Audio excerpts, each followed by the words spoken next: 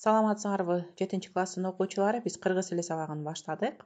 Анда сабакка жакшылап көңүл бурабыз. Кана урматтуу окуучум, келгиле өтүлгөн темалар боюнча төмөнкү суроолорго жооп бергиле. Тууранды сөз деген эмне? Дагы бир жолу эсибизге салып алалы. Биз өткөн сабакта силер менен тууранды сөз деген эмне, тууранды сөздөр мааниси боюнча канчага бөлүнөт, кандай сөздөр табыш тууранды сөздөр деп аталат, кандай сөздөр элес тууранды сөздөр деп аталат. Биз алардын баарына токтолгонбуз. Эми силер мага тууранды сөз деген эмне? Жооп бергилечи. Азаматсыңар. Тууранды сөздөр жандуу, ошондой эле жансыз заттардан чыгуучу үндү, табышты, добушту, кыймылды, элести, көрүнүштү туурап, окшоштуруп көрсөткөн, баяндаган сөздөр тууранды сөздөр деп аталат. Мисалы, бака шака эмгек шаңы күчөдө. Бул сүйлөмдө бака шака деген сөз тууранды сөз. Чагылган жарк-журк жамгыр дыбыр-дыбыр жай баштады. Бул сүйлөмдөгү жарк-журк, дыбыр-дыбыр деген сөздөр тууранды сөздөр. Эшик карс жабылды. Карс деген сөз тууранды сөз. Эрбең, сербең, караандар көбөйдү. Бул сүйлөмдөгү эрбең, сербең деген сөзүбүз тууранды сөздөр. Бүгүнкү темабыз тууранды сөздөрдүн жазылышы. Демек, биз силер менен тууранды сөз деген эмне, алар мааниси боюнча канчага бөлүнөт, табыш тууранды сөз, элес тууранды сөздөрдү бири-биринен айырмалай аласыңар. Бүгүн биз силер менен мына ушул тууранды сөздөрдүн жазылышына токтолобуз. Аягы к, п тыбыштары менен бүткөн тууранды сөздөргө ылдам мүчөсү уланганда к, п тыбыштары жумшарбай жазылат. Мисалы, көңүл бурабыз, бак деген сөздүн аягы к тыбышы менен аяктады. Ага биз ылдам мүчөсүн уланганда бакылда деген тууранды сөз келип чыкты. Көрдүңөрбү? Эгерде аягы к, п тыбыштары менен уланган тууранды сөздөргө ылдам мүчөсү уланганда эч кандай өзгөрүүсүз, демек к тыбышы каткалан к боюнча эле жазылат. Бакылда, такылда, көпүлдө. Көпүлдө деген сөздө дагы, демек, аягы п тыбышы менен бүттү. Демек, көпүлдө ылдам мүчөсү уланганда п тыбышы эч кандай өзгөрүүгө учураган жок. Кыпылда, түпүлдө, жакылда. Кош сөз түрүндө айтылган тууранды сөздөр арасына дефис коюлуп жазылат. Табыш тууранды сөздөрдөн мисал келтиребиз. Чырк-чырк. Кош сөз түрүндө келди, кайталанма кош сөз, демек арасы дефис менен ажыратылып жазылды. Каак-каак. Сөзсүз түрдө эсиңерге салып коеюн, эгерде кош сөз түрүндө келген тууранды сөздөрдүн арасы сөзсүз түрдө дефис менен ажыратылып жазылышы керек. Чыр-чыр, бытбылдык-бытбылдык, ыз-ыз. Элес тууранды сөздөр дагы жогорудагыдай кош сөз менен келгенде, балдар кош сөз түрүндө келгенде, ортосу дефис менен ажыратылып жазылат. Жал-жал, жалт-жулт, чолтоң-чолтоң.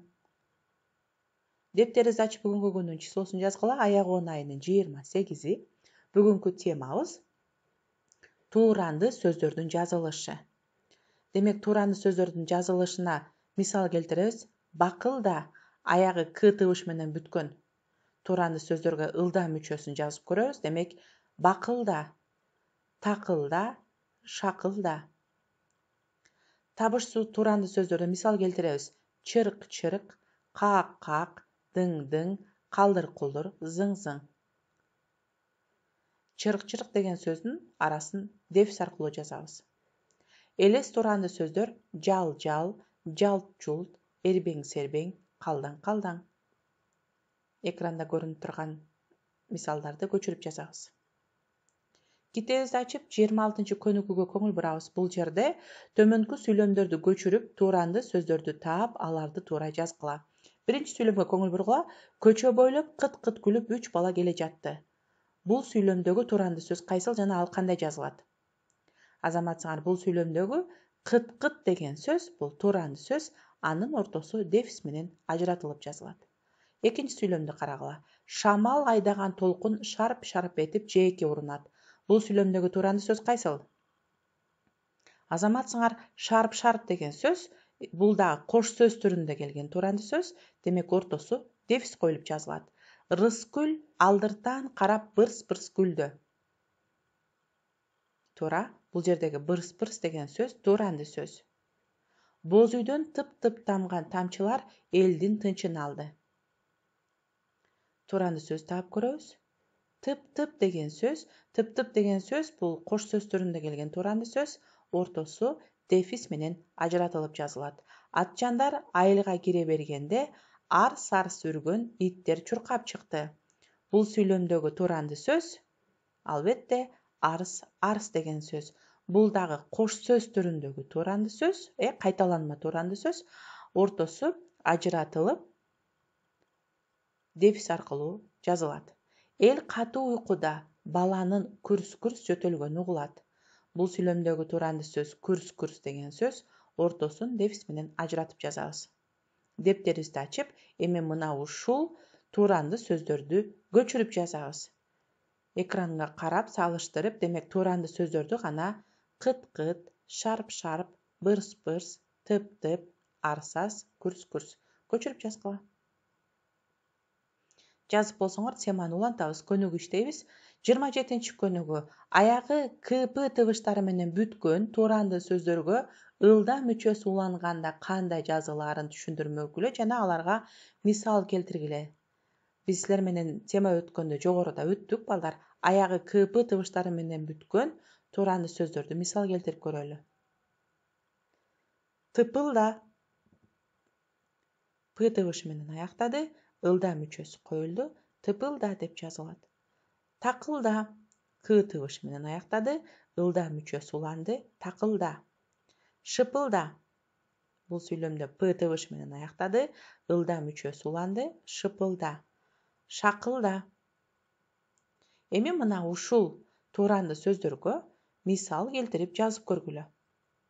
Сыртта тыпылдап кичинекей кыз ойноп жүрөт. Сабакта такылдап жооп беришет. Шыпылдап басып кирип келди, шакылдап кыйын сүйлөгөн кыз экен. Биз силер менен аягы КП тыбыштары менен бүткөн тууранды сөздөргө ылда мүчөсүн улап сөздөрдү түздүк, ал сөздөргө сүйлөм түзүп мисал келтирдик. Ушуну менен биздин сабагыбыз соңуна чыкты. Үйгө тапшырма 13-чү беттеги 30-чу көнүгүү. Биринчи катардагы сүйлөмдөргө экинчи катардагы тууранды сөздөрдүн маанисине карай жебе аркылуу туура байланыштыргыла. Силер буларды сүйлөм кылып жазасыңар. Чагылган, жарк-журк этти. Демек, мына ушул жерге ушул катардан тууранды сөздөрдү таап, бул жакка көчүрүп жазабыз. Сабагыбыз соңуна чыкты. Кийинки сабакка чейин сак саламатта калгыла.